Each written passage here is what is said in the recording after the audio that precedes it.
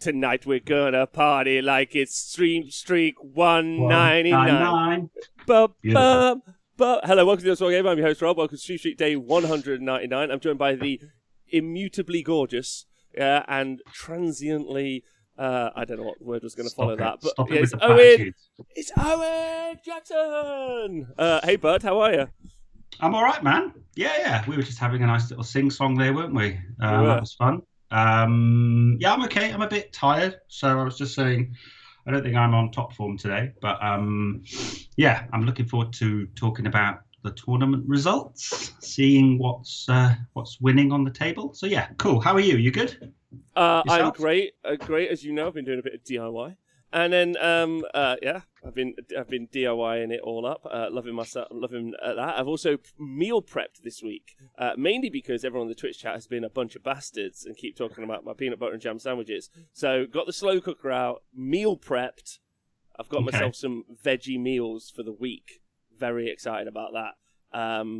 So yeah, like myself, and also we're a little bit late. I'm sorry, everyone, because the bar where I stream from has been closed since lockdown began, and the homeless people in the local area have started to camp in the front, which is, so I have to kind of like have a negotiation. It's fun. It's like barter. I'm like 3 pieces of chocolate and maybe move out the way of the door for a moment. It's like they're kind of like it's like a toll, which is very fantasy-esque. I'm very much enjoying it. It's very fun. Anyway, how are you? Are you well? Yeah, good. The sun is shining today. My neighbour's cat is on the shed as I look out the window. It's glorious. So yeah, I think I am gonna go and stride forth into the parks and streets of London in a bit, because it's been raining for about 8 days solid, isn't it? It seems to. How's it been in Nottingham? Because it's been just like biblical down here for yesterday days was and days on end. Yesterday was lovely. Today is lovely also. So generally. But the past couple of days have been a bit ropey-dopey, which has been weird. Anyway, thank you to everyone for joining us live. Goober, thanks for subscribing. Thank you so much. I also want to thank everyone who is on the Wargamer Patreon. Today we're going to be talking again every Monday, the Age of Sigmar tournament news. We do have some special graphics that we're going to do at the end. So we're going to go through tournament results and lists from around the world. And at the end, if you're listening to the podcast and you're staying hydrated, big love to you. We will be talking about some images on screen, which you won't be able to see. You obviously can watch this back and check it out towards the end, hopefully. So, that'll be really fun. Tournament results from all around the world. Owen, in a hilarious tweet I saw at the weekend, someone said, I can't believe I'm seeing a lot of KO and Seraphon do well. And you would have been like, oh boy. Where have you been? Yeah, and like eels seem to be really good. Yeah, the Idoneth Deepkin have got a really good war scroll there. That's another hot take, which came out of the left field. Sorry. It's okay, I nearly spat my coffee everywhere. It's a hot take. It's a hot take. It's a bit of hot absolutely. Tea. Yeah, I might do a show where I just read through Facebook comments. I might just do a post on a Facebook group and just be like, what does everyone think the most competitive stuff is? And then just do a show where I read out the answers, because I imagine it will fucking make me cry laugh. But that's a different show. Anyway, hot takes. Let's talk about some of the results from around the world. So, in Norway, which apparently, either Norway or Finland, there's a conspiracy theory that they don't exist. Don't know if you know that. What don't exist? Norway or Finland, there's a conspiracy theory they don't exist. There's also a conspiracy theory that Australia doesn't exist and everyone from there is an actor. Yeah, but these conspiracy theories are getting pretty wild now, right? Lizards, Pizzagate, I think anything's possible. But I reckon if you look at maps and talk to people from the Scandinavian area, I think both Norway and Finland are both officially countries. Yeah, I think that's a pretty safe one. I'm not sure about all the other conspiracy theories going on in the world, but yeah, I think it's real. And they had a real Warhammer tournament then, did they? They did. King in the North, the world's most northern event hosted by the Frost Lords, in Tromsø. 22 people. I think it was just a one-dayer. However, it was won by, get ready for this, Stjan Egbretson. I'm just going to go for that. Anyway, he took a Anvils of the Heldenhammer shootcast list. If you go back and listen to the show where I talked about the list archetypes, you'll hear about this. But it was 3x3 Vanguard Raptors, and it was riffing off Big Sean from New Zealand's version, where it's the 3 chambers, or it's the 3 battalions making a 1-drop shootcast list. Have you seen this before in action? Yes, Greg Shelton took that to one of my tournaments, I remember, and I, as a spear player, had to play against it. So I think you've got shootcast. I think this is the next level. This is snipecast, because it's very much like, it's not taking that big brick of 9, is it? It's taking the MSU 3s, and if I'm not mistaken, the battalions give them an extra shot, so they're 2 shots each. It does. And that extra shot is in the hero phase shooting as well, then, right? I don't know if it is in the hero phase. I think it is. Because I did an entire show. If you want to go back and listen to the show I did with Big Sean about this list months ago, you can go and, or it might not even be that. Time seems to be, someone's like, it's Monday. I'm like, yeah, like the 200th Monday of 2020. Welcome to the fucking world. I know what day of stream streak it is, but I couldn't tell you what the date it is right now. So, yeah, I think that's the only consistent in my life. But yeah, no, it's really good for picking out those characters, right? That build, so it'll collapse all the support. And I mean, have you got the full list there? Have you just got the name? Aquila, Deathly Aura, Night Venator, so triple Venator, which is a little bit more unique, or at least different. Normally you see an Azeros in there for reroll 1s, but the Venator is really important because what he's really looking to do is just like absolutely punk something with the Star-Fated Arrow. So like he's got great ability to like deal with stuff with the Vanguard Raptors, but the Star-Fated Arrows from the Venators are also going to just do some solid work against monsters if you end up running against them, which is pretty good. And then 3x5 Vanguard Hunters, 3x3 Aether Wings, 3 Vanguard Paladors, which is a great little pick, and then 3x3 Vanguard Raptors with long strike crossbows, which is all the punch. Yeah. That's where the output's coming from, and then those Paladors can zip around and claim things. It is a cool list, and it is a cool way to play the game. I mean, if you turn up with a load of small heroes and they all get shot off in a couple of turns, it's a bit sad. But that's no different to Technado, Croak. You know, there's a lot of that around, isn't there? So this is more definitive, right? Like you're definitely going to kill the thing at range that you want to kill, pretty much. Yeah. Pretty much. And it's a nice hot pick as well. Like, it's a really nice hot pick going into things like the Lumineth matchup. When you do discuss that, I mean, there's obviously Techless. You might be able to punch Techless out. Like, that's the thing. But you'll be able to deal with some of the key units in that list. The body's being fairly light, and it's a 1-drop, so you get the choice. So you'll be able to punch into the Calathar, which is like a big pick if you can get into it. Yeah, and then also just punch into the Sentinels. Not Sentinels, sorry. Oh, no, is that right? The Sentinels are the shooters. Yeah, right? The shooters, yeah, absolutely. So you'll be able to punch into the Sentinels and deal with a lot of that range. And they're paying a premium. Like, the Sentinels are great, but they're also, they've got a price on them. They're not, cheap. So being able to reduce that output, like, as much as possible. Especially when the Sentinels really shouldn't die. So if you can get them early turn 1, really, they're paid for and put in the list, hoping that they do 5 turns of output. Like, as opposed to like that early one. So just being able to remove them early would be big, I think. Yeah, I mean, looking at some of the games at the weekend, like as soon as Techless gets that the aura up, the 5-up feel no pain, or the 5-up DPR, and then they have the opportunity to sort of double stack the Sire save. If you can alpha them, because most of the Techless lists are 2-drop, aren't they? So yeah, that does really threaten that build. And I suppose Croak to a certain degree as well. Being able to punch out the Star Priest, maybe even the Astroloth Banner Bearer, some of those key pieces, which like I've been told reliably by Seraphon players are so important for the list to win. Anyway, it's the most fine tipped spear that snipecast list, isn't it? You have got other lists. It's like KO can put everything they want where they want, but then they don't necessarily have the range that those long strikes do. So it's a very specific build, isn't it? But fair play if he won his games. Cool. Yeah, good on him. In second place, there was Ogre Tribes. Again, Boulder Head. We looked at a list like this a bit last week, but different, which is nice. So last week, we saw that big brick of 6 Mournfang, which I thought was super cool. This is different again. We've got a Frostlord on Stonehorn. It's got the Brand of Svard, a Metal Cruncher, of course, and another Frostlord on Stonehorn with a Mount Trait Black Clatterhorn, which is pretty much the 2 things you almost always see. Like, if I was starting right in the cookie cutter list for Ogre tribes, that's where I'd start. Then there's a Huskard on Thundertusk, which is different. You don't normally see that. A Slaughtermaster with the Law of Gut Magic, which is Blood Feast. And then 3 Icefall Yetis, which is very different. You rarely see Yetis.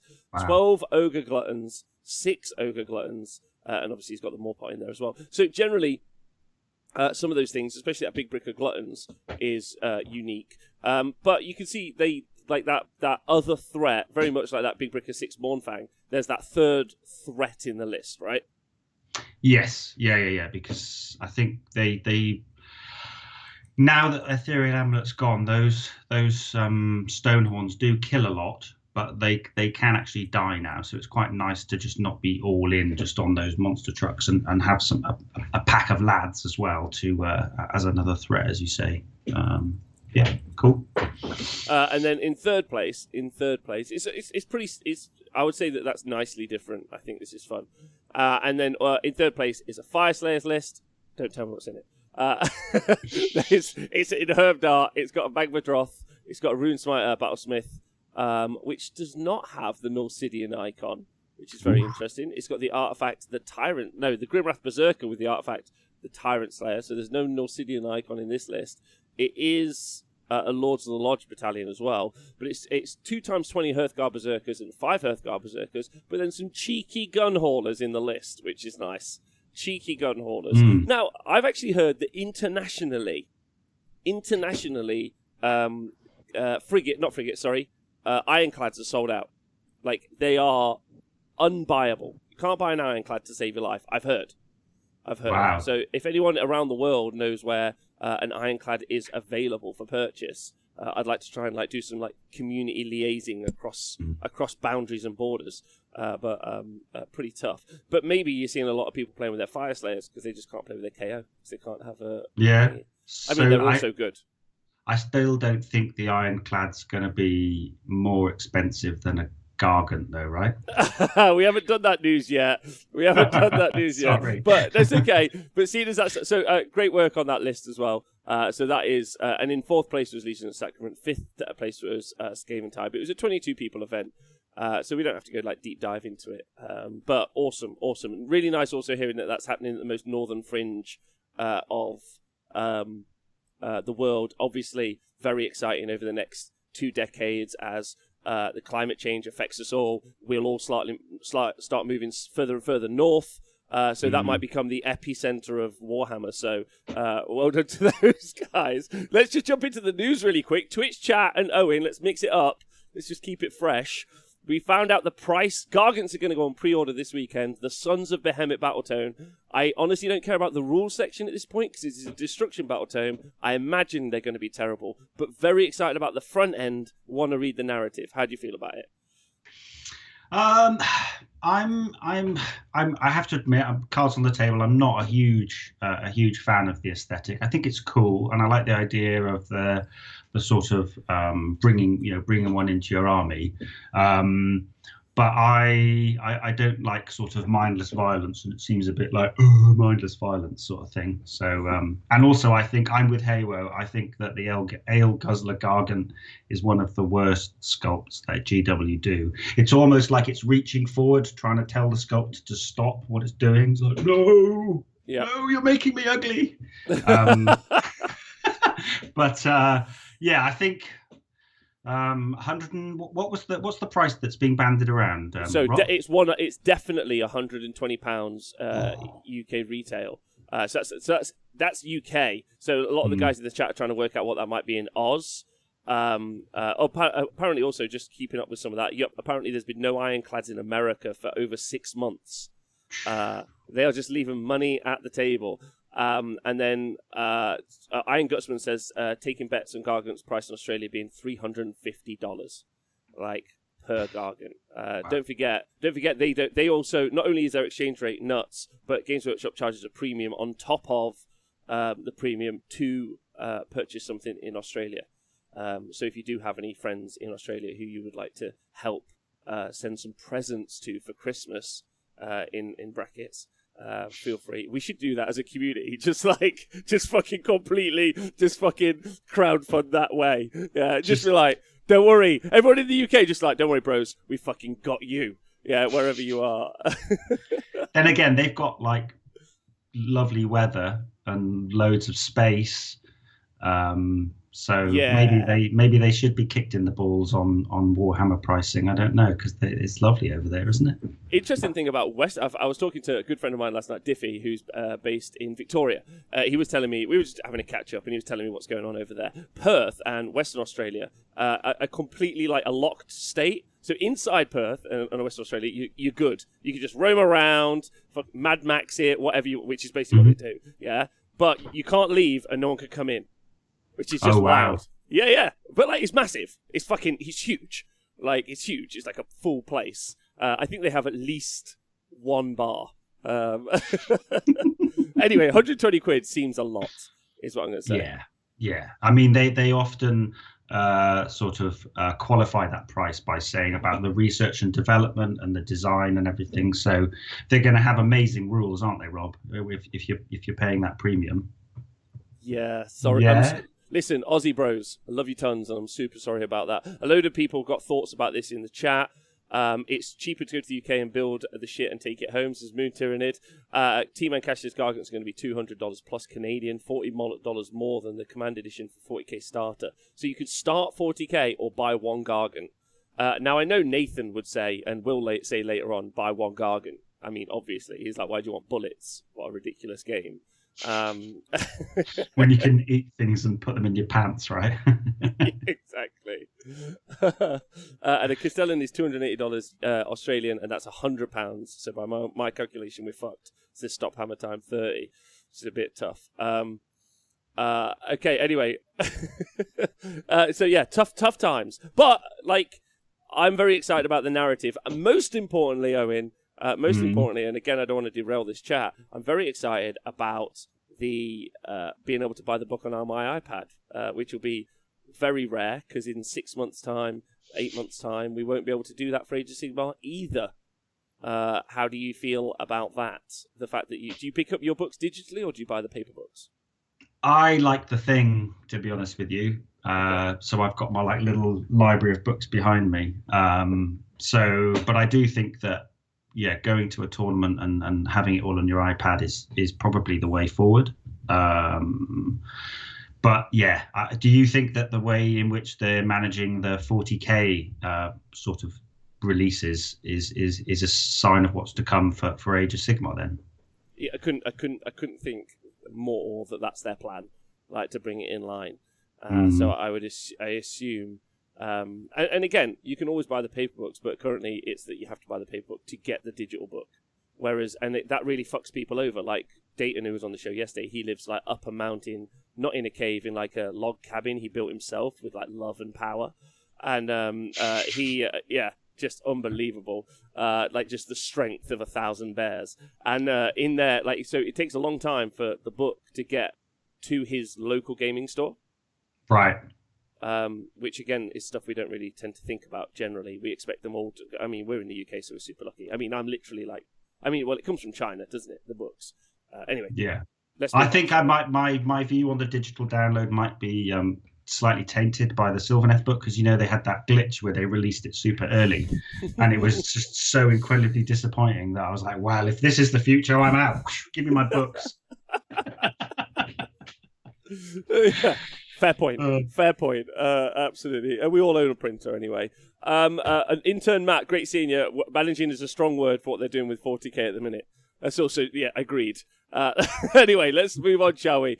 So over in Sweden, Fantasia Fanatic. I was meant to go there. Damn it, COVID! Like an old man just screaming at the clouds. COVID! Abe Simpson vibe. Ah! COVID! Anyway, it was, thankfully, it would have been super boring based on the winning list. No, I'm joking. I'm obviously joking. I'm so sorry. First list was it was won by Ocearch Bone Reapers. It was Mortis Praetorians. Owen, take a guess at what's in the list. Catacross. Nailed it. A Soul Mason. No, a Bone Shaper and no other characters. Please Okay, continue. so Mortex Shield Corps. Nailed it. Well done. Guess the battalion. Yeah. And then it's probably 2 crawlers. Nailed it. 40 Mortec and 2 10s.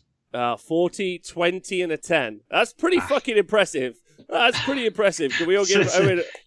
It's a pretty limited book, though, right? It's an amazing book. It's an amazing book. And again, big love to the winner. It's such a good list. The reason that Owen's able to guess it is this is the list. If you're going to a tournament or you're playing some good Warhammer, this is the sort of list you should be running for Bone Reapers. There's no questions. I want to run, as I've told you before, the Nagash Death Rider list. I think that would be super great in Stally Outlaws. Do I think it will win 5-0? No. I think it might go 3-2 sometimes. I'd also like to really experiment with Stalkers and Harbingers. Do I think that would win? Also, no. I just want to experiment. Do you know what I mean? Yeah, Stalkers in Staliarch Lords is really good because they've got their command ability. You spend it in the hero phase, and then you can re-roll runs and charges. And because they run and charge in Staliarchs, 6 Stalkers is a lot of fun to and you can put them in around. And you can put them in the battalion where you can get the pre-game move. Yes, the Death Glaive. We say that and that's cool, but you're right. Mortis Praetorians, Catacross at the hub, give out all the buffs, loads of skellies. Catacross making stuff minus to hit, key units making them minus to hit, stealing your command points. That's super important as well. It's just brilliant. It's really, really good. Scrutiny Hugh, thanks for subscribing. So that was first place over in Sweden. Sweden also a super competitive meta. No matter where you are in Sweden, those guys are smart, on the ball. Any of the Nordic countries, Norway as well. Finland, not really sure because they love swans, but whatever.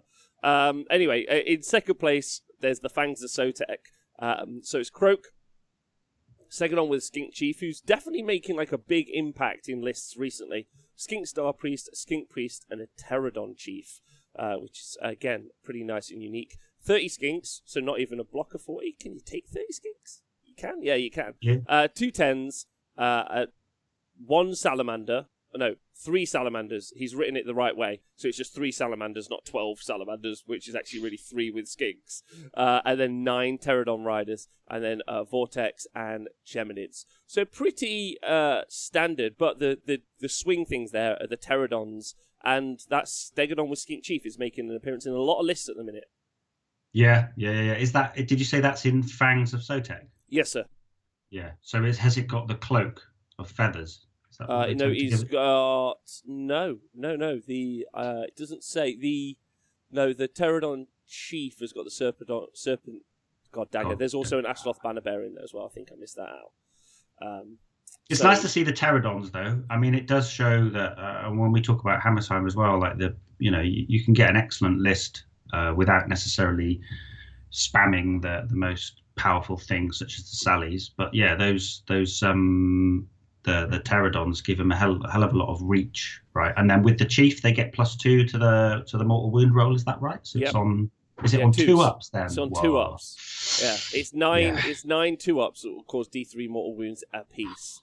And then they've also got the Sunleech Bowlers, who also benefit from, which is D6 shots, and they benefit from being able to get Skink Priested to do the mortal wounds on 6s to wound. And then you've got charging, so you've got shooting, mortal wounds, combat. So that 9 block could just do a ton of stuff.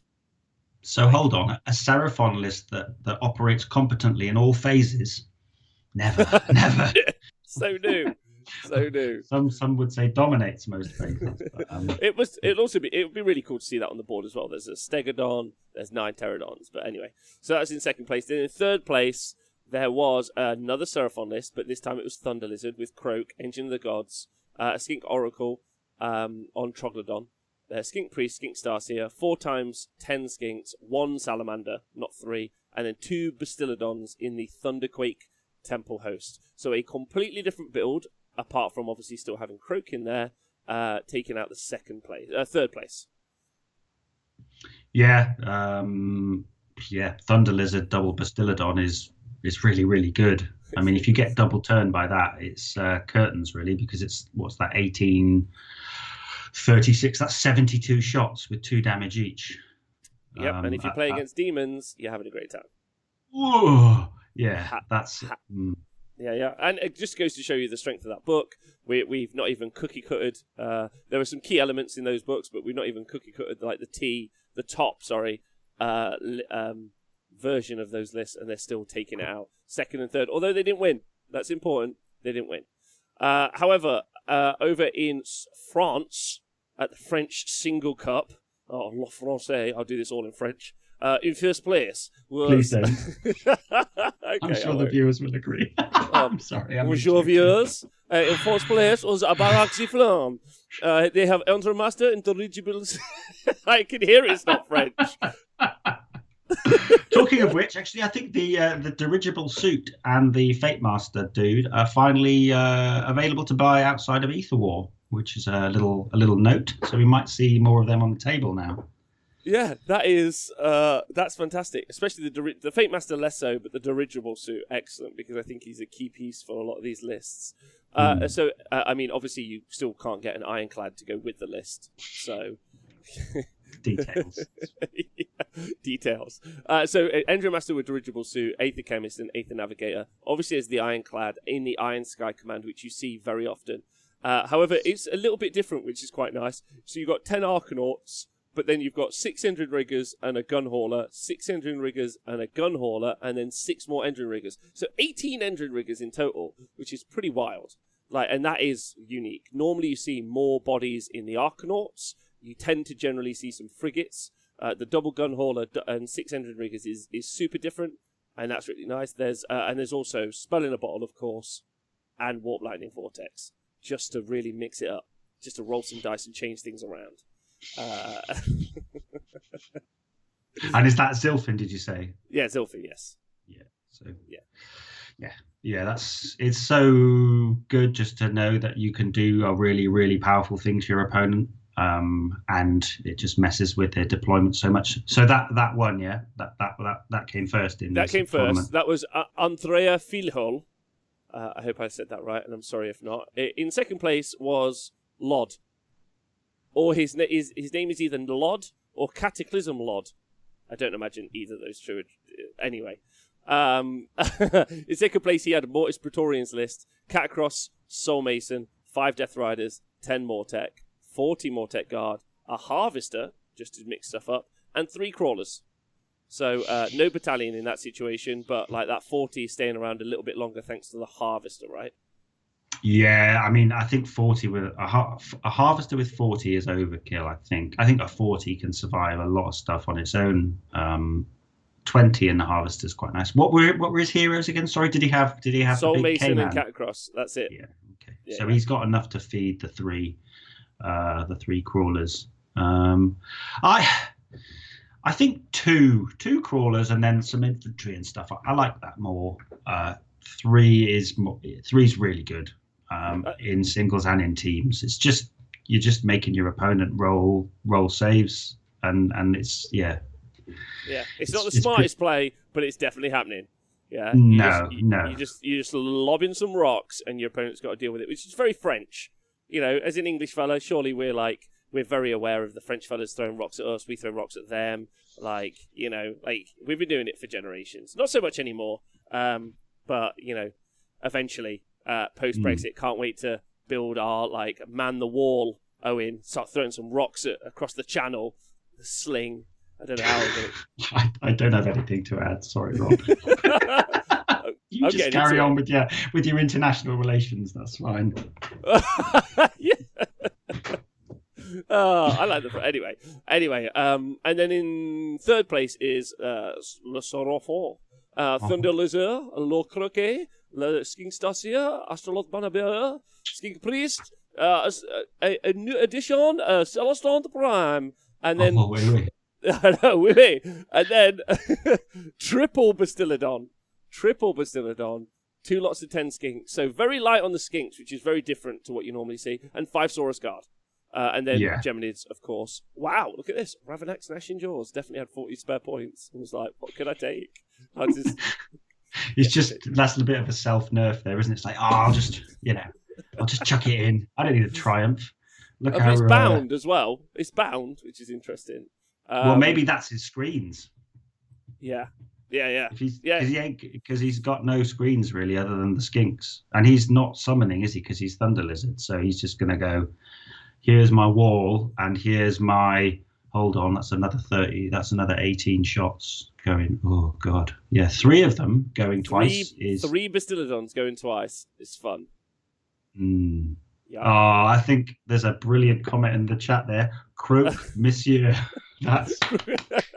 Well done. Nuns with Guns, congratulations. You currently, Gitly, I'm very sorry, but you did well with Crawl Intentions. Yeah, that's very good. Yeah, but Croc Monsieur, very good. Lord Croquette is also excellent. So triple Bastillodon, Thunder Lizard, and then Croak, Starseer, Astaroth, Manaverse, Increase, Celestant Prime. Celestant Prime, obviously a key pick for a lot of those lists at the minute. So that was first to third over in France. There's a lot of events happening in Italy. Just to pump through this at the Italian Masters, although I think I covered this last week. I did. Yes, this was so I covered that last week. So that was Boulderhead took that out. Fire Slayers in second and KO Ziflin in third. Just let you know that almost always you see in a KO or a Seraphon list in the top 3. Something to be aware of for everyone.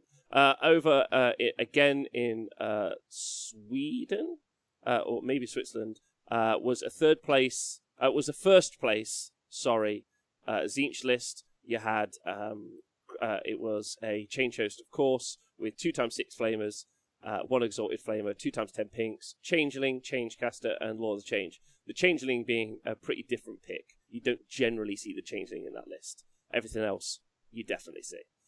In second place was Nurgle, and it was Archeon. Nurgle Archeon is always good. Chaos Lord, Chaos Sorcerer Lord, Glotkin. Loving that in there as well. 40 Chaos Marauders, 20 Chaos Marauders, and 5 Chaos Warriors. You've been loving a bit of Archeon generally. Like, do you rate him in Nurgle? I think Zinch is probably top pick. It pains me to say, and then Khorne. Somebody Pask played Nurgle in my tournament the weekend with the Menagerie list. I think this one sounds like it's all in on getting Fleshy Abundance off on those 40 Marauders, isn't it? Like having double wound Marauders from the Glotkin's pretty nice. But it's still there's no casting bonuses, is there? Which is a shame. No. But no, it sounds cool. Yeah, it's also really nice seeing that drop in points has also been a really big deal for that drop in points has also been a really big deal for. Sorry, just trying to get my words out. Oh, God, I can't. For the Glotkin, like being able to see him on the tabletop, see those spells cast. Like he's got access to a great command ability and a great spell. He's just not very survivable. He's got a lot of wounds, but he doesn't have like a 5-up DPR or discussive resilience. He's got no good heals. Still cheaper than Alariel. Still better. I'm so sorry.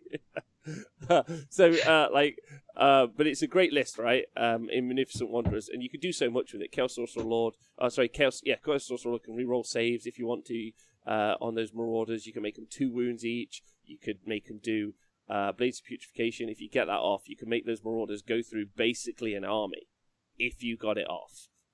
Which I think is interesting, and they're faster than you would see because, the thing that you don't want to let Marauders do is also have run and charge.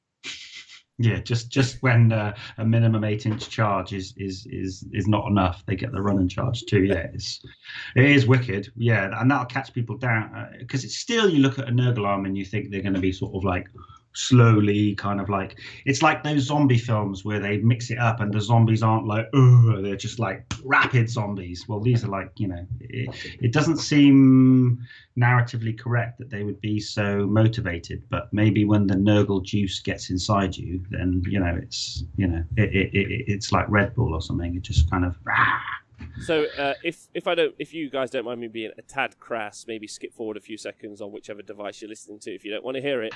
But if you've ever needed to go to the loo, Owen, that's the fastest you've ever walked.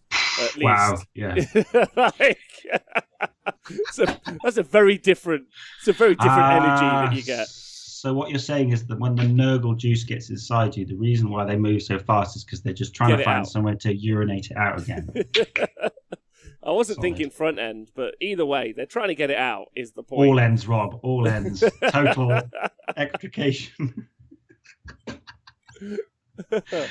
Yeah. Anyway, and also, there's definitely they're touching cloth, and there's no I think it's good. This is Rob's Glockin spiel. Gitli, good one, really good. Really like it. In third place, there was a Mortis Praetorians list, again from the OC Bone Reapers, Catacross, Arcan, Kavalos, Death Riders, of 15, 2x10 Mortec, and 2 Mortec Crawlers. So that Petrifex nerf made them unplayable in the game. Everything I've heard made them unplayable, apart from all of these tournament results they're posting. Yeah, and I actually still think Petrifex has got legs. Just switching on -2 rend is still pretty damn good. But it's kind of Catacross, 2 crawlers, and then season to taste, really, isn't it? It's whether you want the speed or you want big blocks of Mortec guard.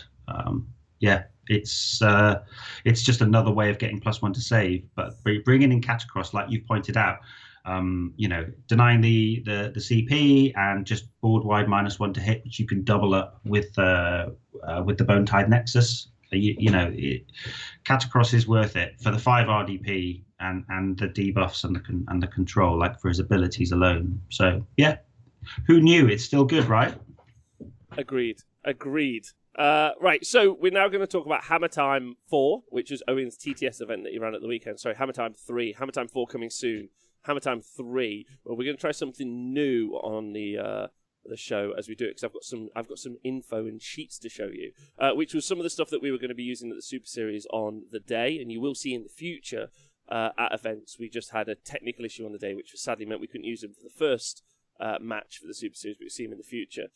So there'll be some fun side by side. So I'm in charge of this.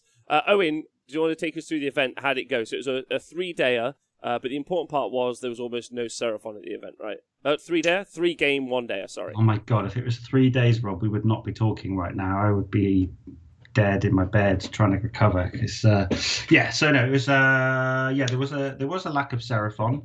I think we talked about it on Friday with the list review show, and how people were motivated to perhaps take some different stuff, because it's a bit boring just seeing the same stuff every week. So we had 36 players, something around that. Did have a few dropouts through the course of the day for one reason or another, which makes things quite challenging. But and also, I didn't put missions in the pack to kick the top armies in the balls, but I did want to challenge the lists that people are bringing. So as a pack, we played Starstrike, Places of Arcane Power, and then the Blade's Edge. So it was quite varied. There's a lot of challenges there. You've got to have good heroes, and your army can't necessarily castle.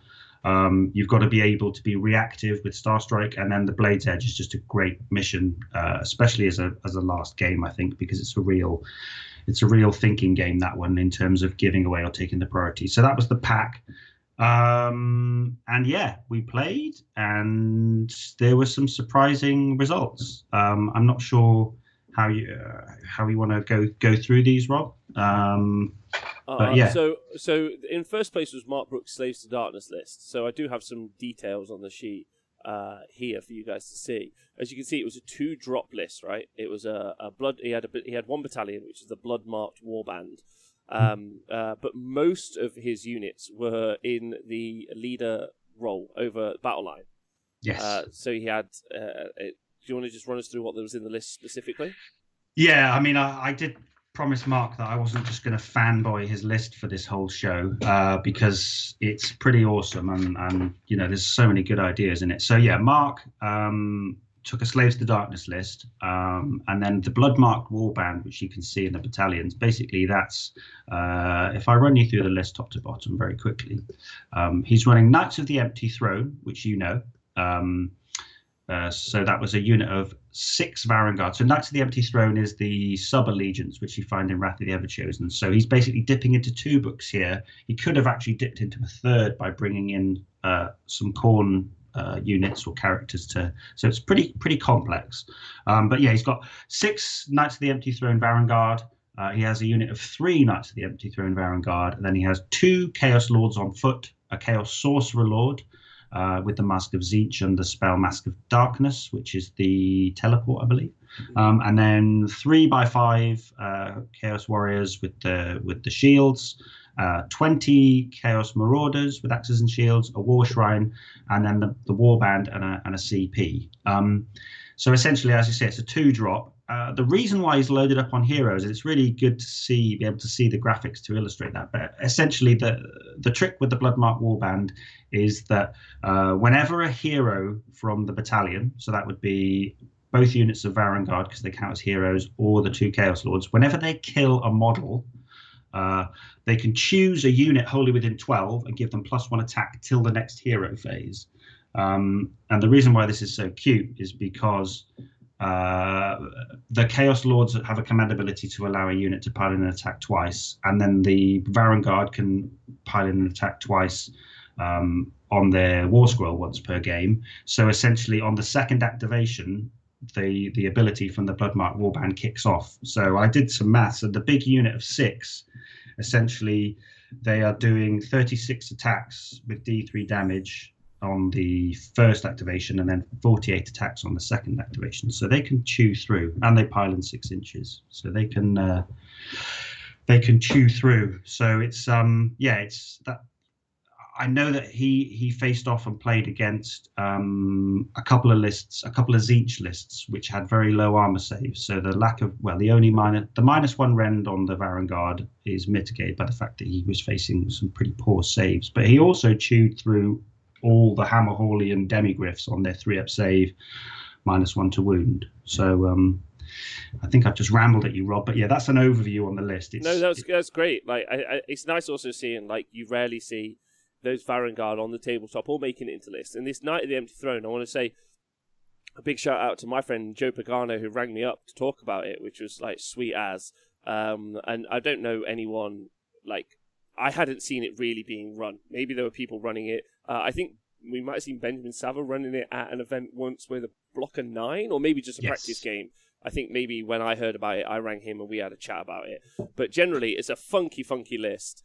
And Mark, I think, has taken that list and improved it, or at least developed it, which is really fun, because it is like, it's really, you make some big changes in that list. You know, you had 9 Varangard in a 6 and a 3. That's a lot of big changes. It'd be really interesting also if he brought any of those, like if the 6 ever died and he brought all 6 back on a 5-up. Do you know if that happened, or we had that in the story? I don't think that happened. I think they killed everything. Rather than dying themselves, that's a positive.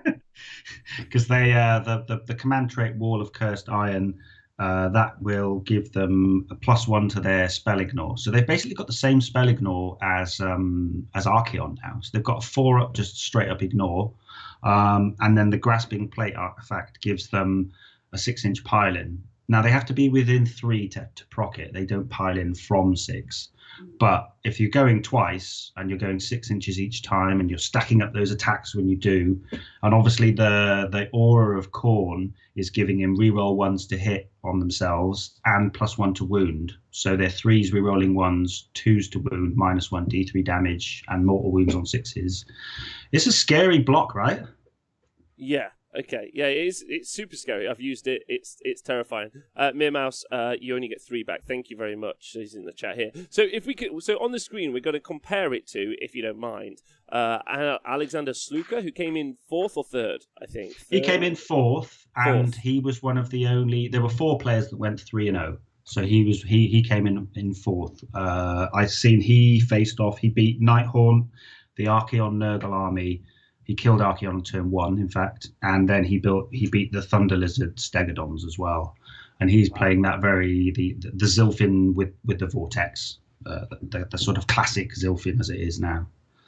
Yeah, okay. So, like, I thought we could do. So we got on the screen. I think we got the ability to compare these lists, these two specifically, because I think this is like a fun endeavor. for everyone at home, and you could really understand what you're looking at, because they play significantly differently. So it's fun to see. So as you can see on the screen, 2 drop for Mark's list, and the Karajan Overlords list was a 4 drop. There's most of the units for the KO kind of spread around between the different areas, whereas obviously Mark's was like loaded heavily into that hero section, as we've discussed already. Now, if we move on to the next screen, you guys should be able to see it in a moment. But Mark, they have, and I have this kind of general opinion, that Age of Sigmar armies run between 110 and 140 wounds is generally where you see them anyway.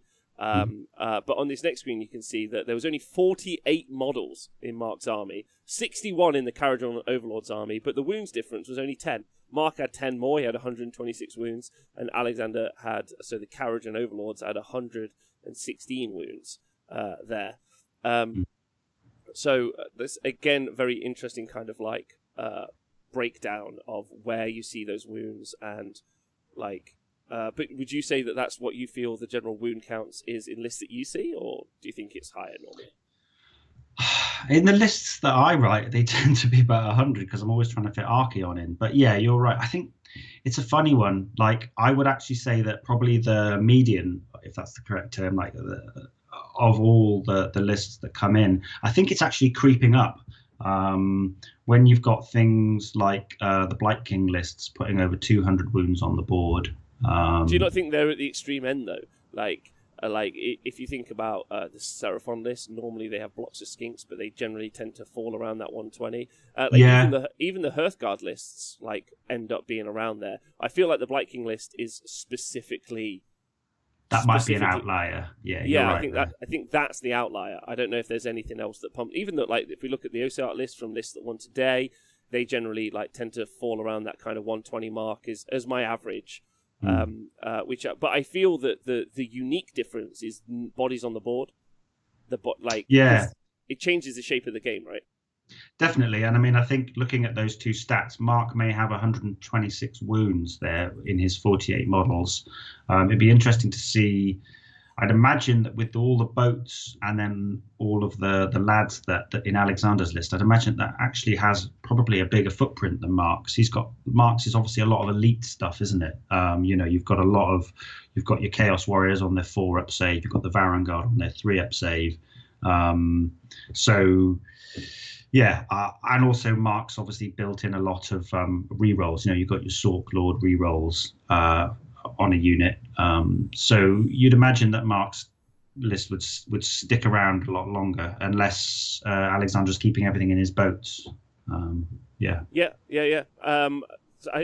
think that's a really interesting one. Just looking at the points attribution though, so where points have been spent across a list, because I think that's interesting. 59% of the points for Mark being spent in his leader section. And then Alexander's KO has just got a far more like across the board representation there, in that kind of like in the points being spent everywhere, which makes sense based on what we've already seen. Now, this is where it gets quite interesting. It's not a particularly cast heavy game. There's one cast and one unbind rocking around for Mark. I think that's right. I think there's one. Maybe there's two. No, that's it. You're right. Yeah. He's got literally the Sork Lord. That's it. And then there's just one unbind for Alexander. So this will be a really interesting side-by-side if we stuck a Nagash in here, or a Croak, or one of the Seraphon lists. I think generally you would end up with a fascinating mix-up here, right? Well, also, this just backs up the point whereby if you ain't got magic dominance, generally people aren't bothering with that phase, right? I mean, the Sork Lord, it's nice if he gets off the teleport, and it's nice if he gets off his spell for the reroll hits and wounds, but Mark has that inbuilt on prayers from the War Shrine. And I think the Sorcerer Lord's in there really just to give out that free, rerollable saves wholly within 12. So it's almost like these are little fringe benefits. And as I say, it really does back up the idea that if you're not Croak, Teclis, Nagash, or you haven't got an auto cast, then people aren't bothering in that phase, really. Mm-hmm. Yeah, absolutely. And then one that we don't have a side-by-side of, which is interesting. This is a fascinating table for you guys to see. This is... On the left, we have an army which plays the game in the correct manner. On the right, we have a 40k army. I'm sorry, I don't mean that. I don't mean that, really. No, I think, not forgetting Mark's list and the Slaves to Darkness list, so Knights of Empty Throne took out the event, and the KO list did not take the event out, but did go 3-0. Is that right? That's correct. Yeah, that's correct. Yeah, so it's really interesting to see this side by side. It would be fun to see also a melee output list on this as well. I'm going to write that down as a note for myself. So number of like melee attacks available, because it would shift in this situation. But as you can see there's 169 shots per turn. And also brilliant that it's 169. Yeah, man, I'm sure that the figures have been massaged a little bit there. It's like the old track and trace. Stop that. Oh wow! But yeah, so but if you actually start to look at those shots, those 169 shots, 111 of them are in the 12-inch range. So obviously, if you include the move, it kind of moves into the 18-inch range in that situation. But that's like you would be able to avoid most of that shooting, and then between 13 and 18 inches there's 34 shots, and it's only and then there's nothing beyond 24-inch shots, which is interesting. There might not be true because if there's an ironclad in there, but the 17 to 24-inch range there's only 24 shots, so you're not necessarily being peppered to death from like... No, I think when people play a lot of Arkanauts, I'm just bringing his list up. I think that there should just be a sky cannon shot in there on the 24 plus. But Thunderers are 18, aren't they? And then all the people bringing a lot of Arkanauts, their pistols are designed to be outside of 9, so they can't shoot their pistols when they fly high. Mm-hmm. I think that does back up the idea that potentially, if you can take a screening unit or a scout move unit, your Untamed Beasts, you're my favorite unit, then you are going to be able to mitigate decent percentage of those shots on turn 1. It's really interesting. This is the first time I'm seeing all these as well, actually, so I'm just as excited. I do have the ability to change who you're comparing the armies against. So, if I just press a button, but I couldn't get the button to work. I was trying to do it before, so now it's not happening. But it is possible, so that when we do the Super Series, the next one, so when two armies pair up against each other, we'll be able to go, well, the interesting thing about this is the shot domination, in this example, by Alexander versus Marx, does that make sense? And then, so we should eventually be able to do some... immediate side-by-sides when two people get paired against each other, which is awesome. So I do think it's really interesting to see that you've basically got two armies, both won all their games, but two players both won all their games, and they have a completely different approach to how to win a game of Age of Sigmar. And that does that shows that the mission pack and the game in itself it's available for lots of different builds to compete in. Sometimes it doesn't feel like it, but you can still compete without bringing loads of guns, it seems, which is nice. So could we talk about who came second and who came third? Because I think I've just had some help in the chat, so I might be able to just... No. I'll be back. You continue. Continue. Who came second? So second was Antu, with Gloomspike Gitz, Jaws of Mork. Mm-hmm. His route to second place involved beating Legions of Chaos Ascendant, and he obviously played that, so he knows that really well. That was the one with the Vortex and the double Vermin Lord Legions of Chaos Ascendant, so quite light on bodies.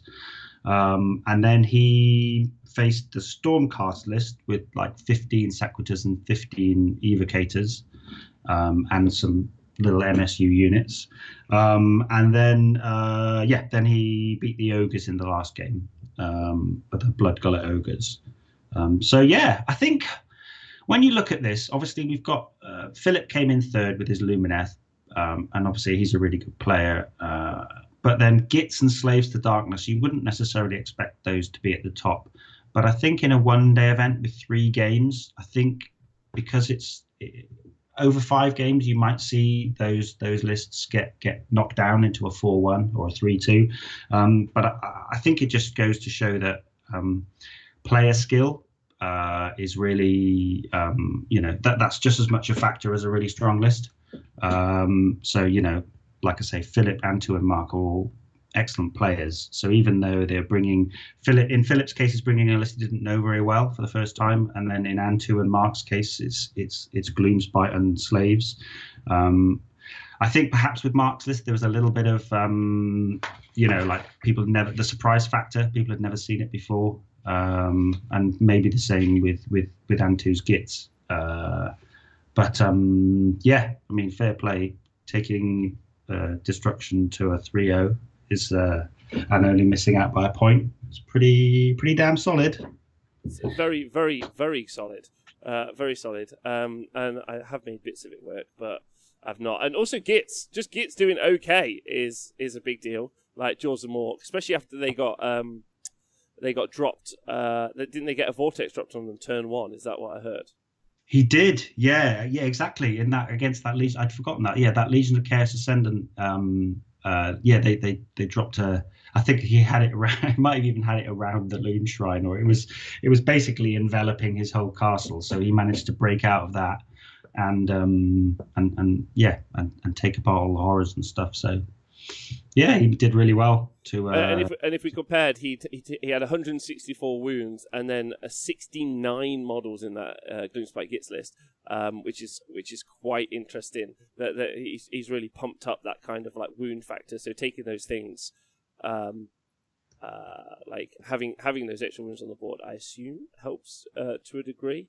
And do you find that the TTS environment, having played a lot of TTS, is more useful for just playing the game? You're less concentrated on moving stuff around, and you're more interested in like actually the tactics. Does that make sense? It's give and take. There are certain things which are better. Oh my God, Nikos has pointed out that it's 69 models. Wow, we're just. I reckon Antu did that on purpose. Right? I reckon he did that on purpose. That's all I'm going to say.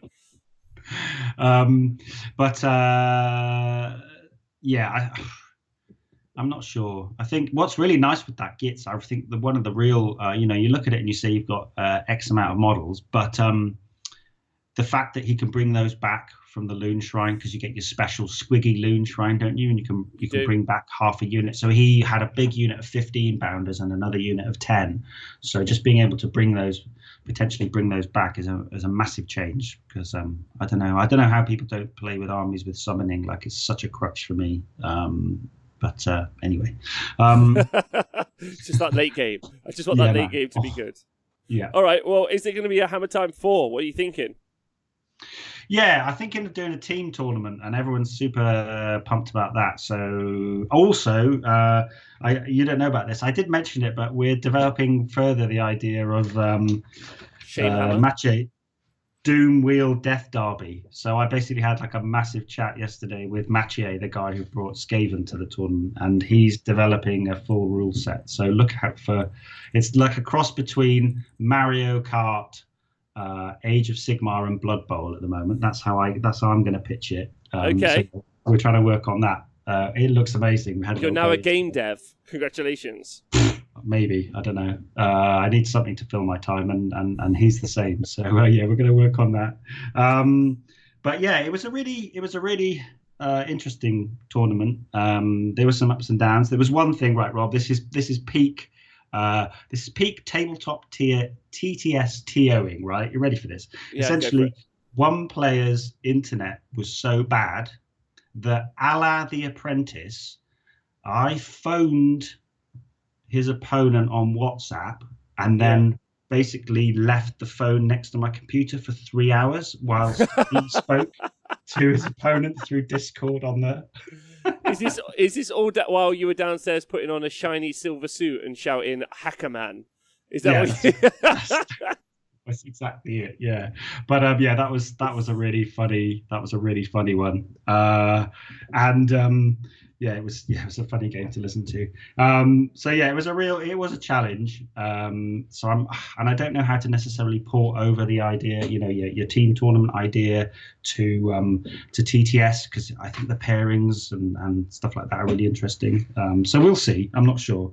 But yeah, it was great. It was a really good weekend again. Can I just give a couple of mentions? I've got a few notes on Please things. do. I think he ended up not even in the top 10, but I do think we need to shout out Blagan, who was one turn priority roll away from beating Philip Kartiev's Lumineth with his beasts, and he would have gone 3-0 then. He faced Thunder Lizards round 1, then Lumineth round 2, and then Lumineth round 3, and he only just lost that last game, which would have been a pretty awesome result for Beasts of Chaos. So that was the dream died on like turn 3 priority, I believe.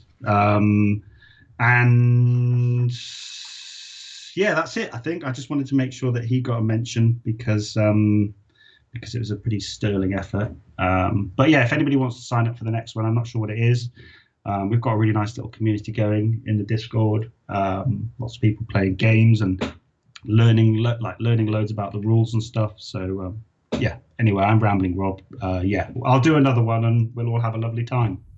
Thumb up. I don't think you're rambling at all. And don't forget, Owen does all this off his own back to make sure people, especially when they're locked in, very much like I've been doing with the Stream Street, can still stay in love with the thing that they're in love with, which is playing games. It's also been, I think it's been some of the most relevant information that I've had when it comes to competitive gaming. That some of the results that we've seen posted recently in real-life tournaments have been based on some of the information I've been able to generate and gather, thanks to Owen, and thanks to Adam and other people that have run TTS tournaments all around the world. So we've been able to keep the game that we love alive. Meeting up with each other is obviously excellent. It's even cooler that we get to do it on Tabletop Simulator and play games with people from around the world. But I think it's really helped keep the game alive, which has been a really important aspect. So thank you very much from the whole community, if I'm allowed to even speak for them. To you, you're welcome for doing so. You're very welcome. I'm part of the community as well, so we just want to keep us all together. It's pretty crazy times, right? So we just got to keep ourselves sane by pushing digital toys around. I couldn't be happier. Yeah, good. We had a question from Prop Joe. He says, Illumineth is obnoxious in the game as they are on paper. What do you think? No. I think that they've got some... It's really scary when you think about 30 or 40 Sentinels, but Lambent Light's only 18-inch range. So unless they're putting it through a portal, they're not going to get all those rerolls on that 36-inch or that 30-inch range. I think if you build a little bit of anti-magic in, maybe a one auto, one bind once per game or something like that, just to shut down like a total eclipse or something, I think it's all right. I think Sire's the problem. Just when you line it all up perfectly and you go in and then they just go, all right, I'm going to be +2 to save. It's just a bit, and I've got a 5 up for DPI. It's just like, whoa. So that can be a bit of a problem. But I think overall the army can be beaten. Yeah. It's they just want you to charge them, and then they just punch back and then win in the late game. That seems to be the way that army wins at the moment. Yeah, it makes sense. Can I just give a shout out to my man Screamstar Iron Gutsman in the chat? I like seeing the Screamers. They did quite well from what I went 2-0, no 2-1. But 2-1, yeah. Only lost out to Mark's Corn. He had a dream against a very good player, I must say, but he had a really good round 1. So he faced off against the Thricefold. So it was like really good quality magic against all the anti-magic and the Screamers flying around, slashing everything up. It was cool, actually. I watched a fair bit of that game, and that was and Stephen, his opponent's a good player. So yeah, he had another good weekend, did Stuart. Didn't make the top 10, but he got another 2-1. So yeah. Oh, actually, I've got one thing on that, Rob. I know we're well overdue, but so Kairos, this came up, and I wasn't sure how to write it. So Kairos' Oracle, he changes the die. Mm-hmm. Well, there's on 2 occasions, players asked me this, and I wasn't sure how to rule it. So I'll be interested in if only the Twitch chat can go definitive. But the interaction was, okay, the opponent of the Tzeentch player says, right, I want to, I'm going to charge you now. I'm going to run to cap an objective. And Kairos goes, no, I'm going to take your dice and turn it to a 1. So in turn, the non-Kairos player was saying, okay, well, fine, I'm going to use a CP and have it as being treated as a 6. That's the exact wording. So it's whether Kairos's dice can't be modified further once he's done it, but is treating something as a 6 the same as modifying it? Oh, fascinating. Because that's really interesting. Because you like Kairos' exact word is you change the result to a 6. Is that right? Kairos is I think, yeah, Kairos is essentially that you modify the dice and it can't be modified further, or you replace the dice. I believe that's the wording. I'll have to check it again, but it was seemed to be that because there's normal wisdom that you can't modify a dice once it's been modified. Well, no, you can't re-roll a re-roll. Like, so for example, like you used to be able to, like with a Starseer, for example, if you had some re-rolls in your back pocket, or for some reason, if Kairos did something to you and chose a result, you could then re-roll it. But it's whether or not the CP choice is a re-roll or is re-choosing like the result, it's a great one. So Nico apparently wrote a whole article about this, says Pete. Apparently. Well, I think Nico. Nico, okay. You can go definitive with Nico, so I'll find that article and be ready for the next one. Okay, well, it'll be interesting. I'll tweet out a reply to it once we discover what it is. So everyone who's listening to this in the Wargamer can find out what that is, and swing by tomorrow for show 200, where I'll prefix the show with that. I'll start off. I'll tell those two nerds on the 40k adjacent show like some AOS yes. Insider information. They'll be like, oh no. This is the kind of hot tea that we get involved in, right? Yeah, that's about it. They can't even buy digital books. So we're just here like, listen, can you choose the result twice? What? It'll be fine. Anyway, thank you, Owen, for being on the show and for being yourself. Thanks, man. Thanks for being you. And yeah, thanks to everyone who came at the weekend. It was fun. Thank you to everyone on the AOS Wargamer, whether you've joined us live, whether you listen to the podcast, or if, most importantly, you support us on Patreon. So thank you for doing that. That does mean the world to us. I mean, we can keep doing this. So thank you. Please do join me again tomorrow for Stream Street Day 200, or join me tonight where the 80 Sigmar gang get together and we talk about whether or not Gargants are brilliant. The answer obviously will be yes, because Nathan will say yes. I think you have to let him have his moment, don't you? Let him have his Gargant moment. You do. I want him to be good for him, but it's a destruction faction, so Games Workshop hates destruction, so they won't do a good faction for them. But one day, hopefully, special shout out to Ziggy in the chat for helping with all of the overlays and helping us get those up to spec. So big love to you. You're brilliant. Thank you, everyone. We'll talk to you soon.